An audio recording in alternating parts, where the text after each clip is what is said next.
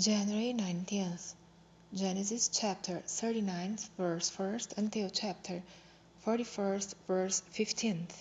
And Joseph was brought down to Egypt, and Potiphar, an officer of Pharaoh, captain of the guard, and an Egyptian, bought him of the hands of the Ishmaelites, which had brought him down thither. And the Lord was with Joseph, and he was a prosperous man, and he was in the house of his master the Egyptian. And his master saw that the Lord was with him, and that the Lord made all that he did to prosper in his hand. And Joseph found grace in his sight, and he served him, and he made him overseer over his house, and all that he had he put into his hand. And it came to pass from the time that he had made him overseer in the house, and over all that he had, that the Lord blessed the Egyptian's house for Joseph's sake.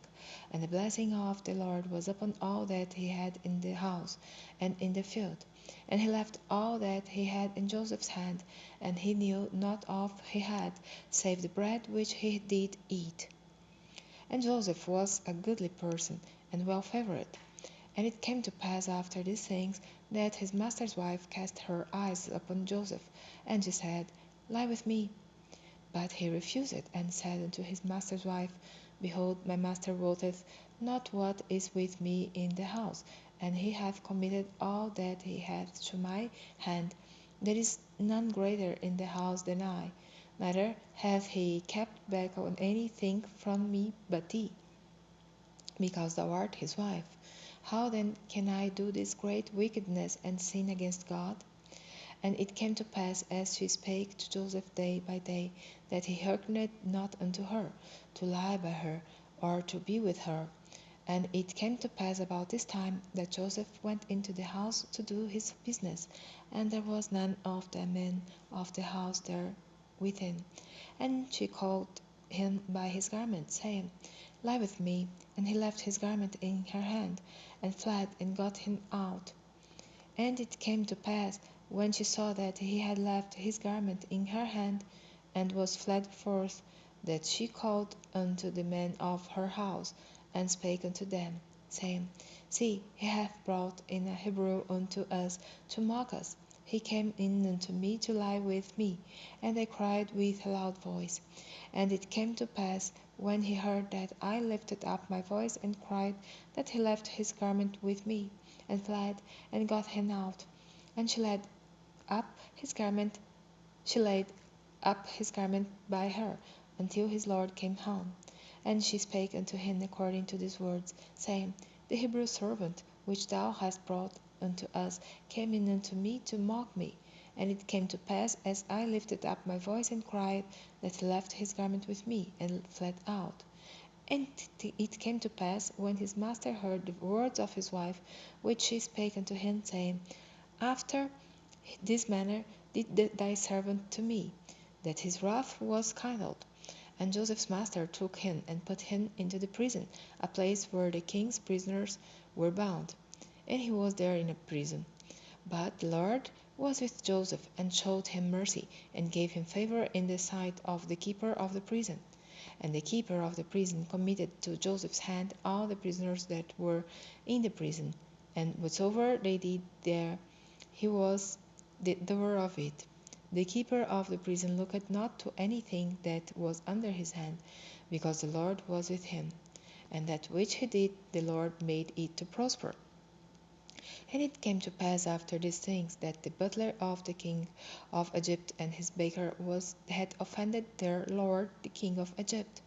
And Pharaoh was wroth against two of his officers, against the chief of the butlers, and against the chief of the bakers. And he put them in ward in the house of the captain of the guard, into the prison, the place where Joseph was bound. And the captain of the guard charged Joseph with them, and he served them, and they continued a season in ward. And they dreamed a dream both of them, each man his dream in one night, each man according to the interpretation of his dream, the butler and the baker of the king of Egypt, which were bound in the prison. And Joseph came in unto them in the morning, and looked upon them, and behold, they were sad. And he asked Pharaoh's officers that were with him in the word of his Lord's house, saying, Wherefore look ye so sadly today? And they said unto him, We have dreamed a dream, and there is no interpreter of it. And Joseph said unto them, Do not interpretations belong to God? Tell me then, I pray you. And the chief butler told his dream to Joseph, and said to him, In my dream, behold, a vine was before me, and in the vine were 3 branches, and it was as thought it budded, and her blossoms shot forth, and the clusters thereof brought forth ripe grapes. And Pharaoh's cup was in my hand, and I took the grapes, and pressed them into Pharaoh's cup. And I gave the cup into Pharaoh's hand. And Joseph said unto him, This is the interpretation of it. The 3 branches are 3 days. Yet within 3 days shall Pharaoh lift up thine head, and restore thee unto thy place, and thou shalt deliver Pharaoh's cup into his hand, after the former manner when thou wast his butler.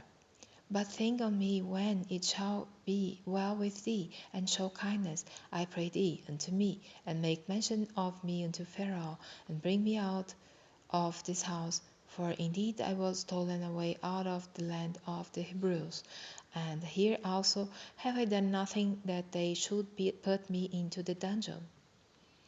When the chief baker saw that the interpretation was good, he said unto Joseph, I also was in my dream, and, behold, I had 3 white baskets on my head.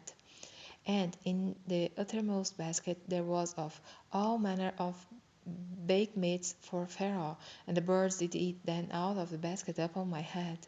And Joseph answered and said, This is the interpretation thereof. The 3 baskets are 3 days, yet within 3 days shall Pharaoh lift up thy head from off thee, and shall hang thee on a tree, and the birds shall eat thy flesh from off thee. And it came to pass the 3rd day, which was Pharaoh's birthday, that he made a feast unto all his servants. And he lifted up the head of the chief butler and of the chief baker among his servants. And he restored the chief butler unto his butlership again. And he gave the cup unto Pharaoh's hand, but he changed the chief baker, as Joseph had interpreted to them. Yet did not the chief butler remember Joseph, but forgot him. And it came to pass at the end of 2 full years that Pharaoh dreamed, and behold, he stood by the river. And behold, there came up out of the river 7 well-favored kine and fat-fleshed, and they fed in a meadow. And behold, 7 other kine came up after them out of the river, ill-favored and lean-fleshed, and stood by the other kine upon the brink of the river. And the ill-favored and lean-fleshed kine did eat up the 7 well-favored and fat kine. So Pharaoh awoke, and he slept, and dreamed the 2nd time. And behold, 7 ears of corn came up upon one stalk, rank and good. And behold, 7 thin ears and blessed with the east wind sprung up after them. And the 7 thin ears devoured the 7 dank and full ears. And Pharaoh awoke, and behold, it was a dream. And it came to pass in the morning that his spirit was troubled. And he sent and called for all the magicians of Egypt and all the wise men thereof. And Pharaoh told them his dream, but there was none that could interpret them unto Pharaoh. Then spake the chief butler unto Pharaoh, saying, I do remember my faults this day. Pharaoh was wroth with his servants, and put me in ward in the captain of the guard's house, both me and the chief baker, and he dreamed a dream in one night. I and he. He dreamed each man according to the interpretation of his dream. And there was there with us a young man, a Hebrew, servant to the captain of the guard, and he told him, and he interpreted to us our dreams. To each man according to his dream he did interpret. And it came to pass as he interpreted to us, so it was. Me he restored unto mine office, and him he hanged. Then Pharaoh sent and called Joseph, and they brought him hastily out of the dungeon. And he shaved himself, and changed his raiment, and came in unto Pharaoh. And Pharaoh said unto Joseph, I have dreamed a dream, and there is none that can interpret it. And I have heard say of thee, that thou canst understand a dream to interpret it.